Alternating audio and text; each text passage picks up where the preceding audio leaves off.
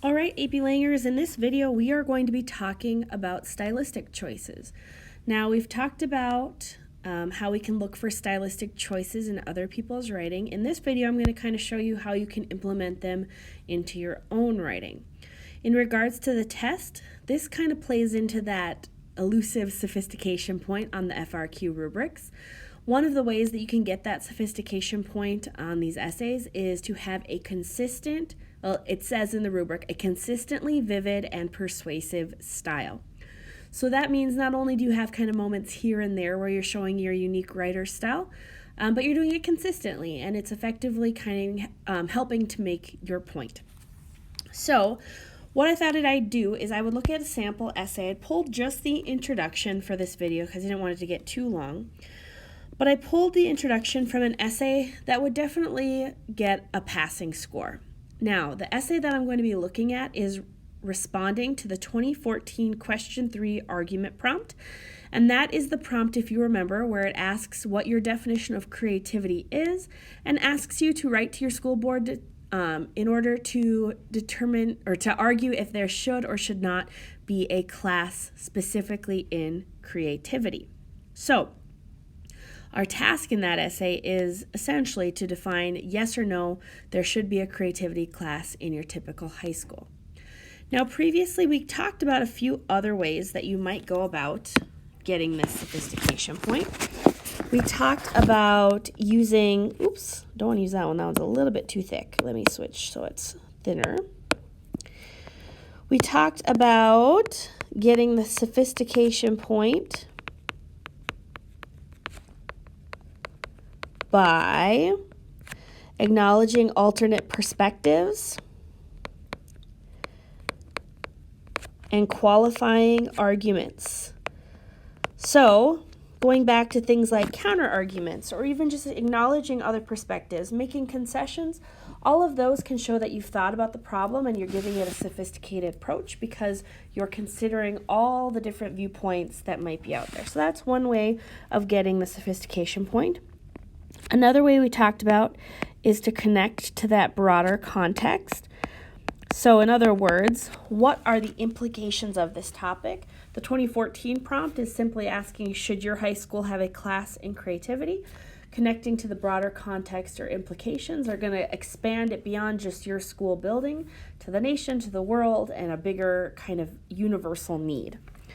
The last one we're going to talk about is that last item on the AP rubric, which is a consistently vivid and persuasive style. Another word for vivid is descriptive. So what we're going to do is we're going to kind of marry all those things that we've been talking about in regards to the stylistic choices we go looking for. So we've said, hey, I'm going to check out, see if I can figure out the tone. I'm going to look for specific word choice or diction. I'm going to look for patterns in their sentence structure, which we know as syntax. But I'm also going to look for examples of figurative language. Are they using descriptive language? Are they using those devices like metaphor, simile, all that to help make their point? And even punctuation, kind of how they set off or use punctuation intentionally. So those are all part of this big item called style. So if I scroll back up here on my samples, the original is at the top, and it's what I would call a good enough essay introduction, especially when you're in a timed situation. It says, the recent drought in creativity of our nation's children can be significantly important. This decrease of the public's creativity quotient is seen as important to our nation's future. A class in creativity would be a great solution. So I have underlined the thesis. This introduction does answer the question, yes, there should be a class in creativity, right? But there are a few things I want to draw your attention to. First of all, word choice. There are a few words, phrases in here that could be more descriptive. We want to avoid just saying that things are important. As you know, that has multiple connotative meanings. If I tell you it's really important that you read for 10 minutes at the beginning of the period, different people will interpret that differently. So if I want to have that vivid style AP is looking for, I want to make sure that I am being as descriptive as possible. So the first thing that I revised, and I know it looks a little bit funny because I added before it, but instead of saying this last part where it says that it can be significantly important, if you look down here at my revised version, I changed that to say, is a crisis we cannot ignore.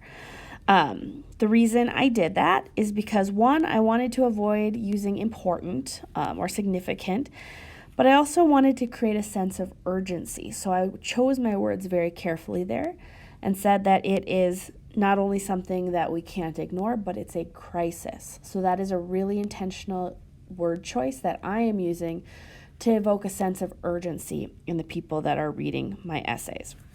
So one thing that you can do as you are making your own stylistic choices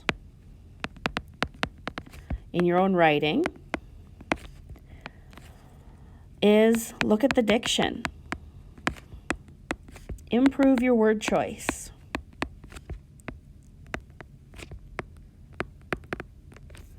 If I go back to my sample and my revision, there's a couple other things I wanted to fix. I'm going to come back to this second use of important in my next example of how we can improve the style of writing.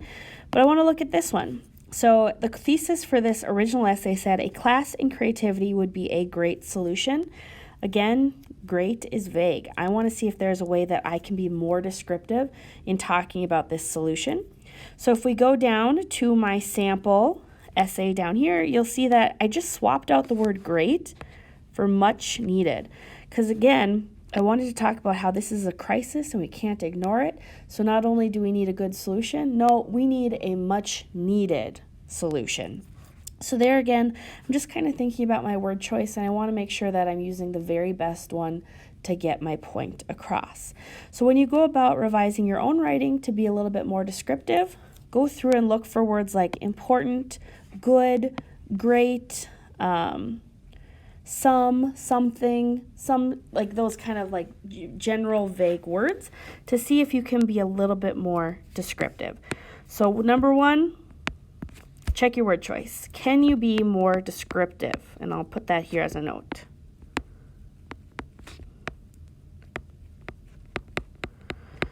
Now, previously, like I said, we talked that broader context is something that we can connect to in order to get that sophistication point or show sophistication in our writing.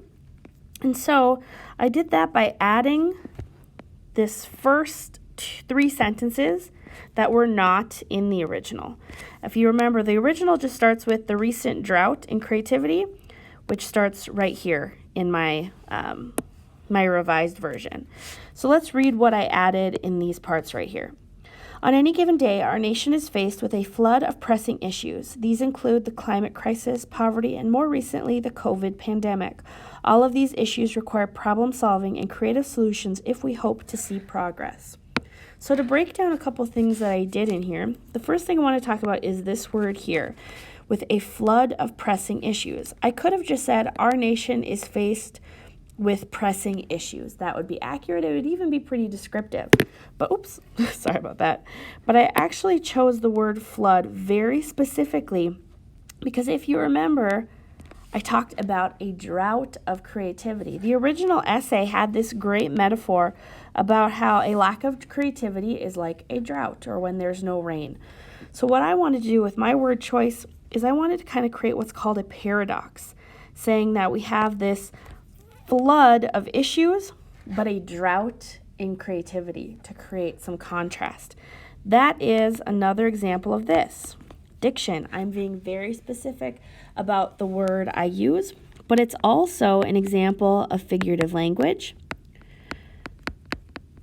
because, like I said, I've created what's called a paradox, which is where those two opposite things are coming together, a flood versus a drought. So that was one stylistic choice I made in my revisions.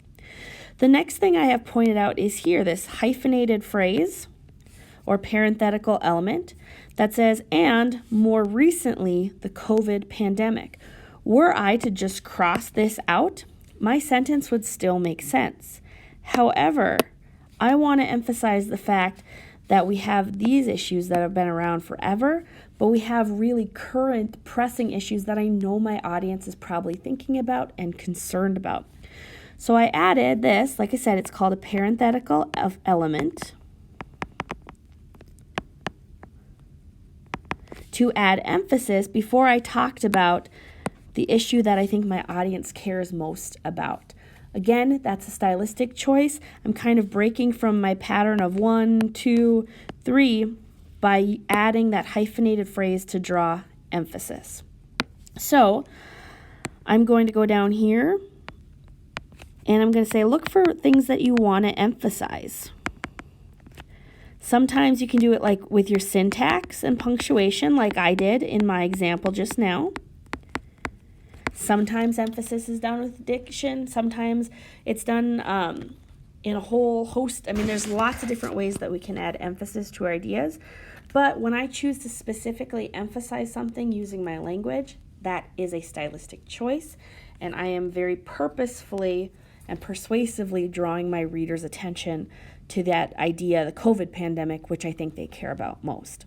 So that's another stylistic change that I made in those first few lines I added. Now, why did I add these lines up here before the sample even started? Again, I wanted to bring in that broader context, not just why do we need a class in creativity, but why is creativity itself important to society? The last couple things that I wanted to point out in my revisions are that I, again, wanted to make sure my word choice was very specific. So like I said before, I went in here and I made sure that I didn't just say it had a great solution, but it had a much needed solution. So in summary, ways that you can kind of bring your own stylistic choices into your writing is to look at the diction. Is there a way to improve the word choice, particularly to make it more descriptive? Are there opportunities to add figurative language? Like I said, I used an example of a paradox between a flood and a drought to kind of show that contrast and engage my audience that way. Or I can try to emphasize things using syntax. Like I said, I used this parenthetical element right here. You can also do a whole bunch of long sentences and then use a really short sentence because that can create emphasis. All of those things are different stylistic choices, and like I said, are making our writing more vivid and more persuasive, which is one way to get that sophistication point, but more importantly is a way to show our unique writing style.